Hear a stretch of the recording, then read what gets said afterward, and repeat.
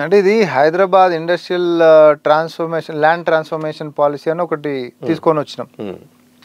ఇప్పుడు ఎవడైనా నార్మల్గా తొండంకి తోకకి తేడా తెలియనోడు అనుకో, ఇది తొండం అని నేర్పొచ్చు, ఇది తోక అని చెప్పి నేర్పొచ్చు. ఏనుగు మొత్తం ఎట్లుంటుందో తెలుసు, ఏది తొండం ఏది తోకనో తెలుసు. తెలిసినాక తోకను పట్టుకొని కావాలని తొండం అనే వితండవాదం చేసిండు అనుకో వాళ్ళని ఏమంటావు? వాళ్ళని కేటీఆర్ హరీష్ రావు అంటావు. ఏందనంటే వాళ్ళకు కూడా తెలుసు దాంట్లో ఏం లేదని. అసలు ఇష్యూ ఏంటిది? 5 లక్షల కోట్ల కుంభకోణం. ఇదేందనంటే ఇప్పుడు కొండకు ఒక దారం కట్టేసేస్తే పోతే దారం వస్తే కొండ. 4 మాటలు అనే రాదు. ఏదో నమ్మిన కాడికి జనాలు ఎవరైనా ఉంటే నమ్మేసేస్తారేమో అనేటట్టు పాపం వాళ్ళ చీప్ టాక్టిక్స్.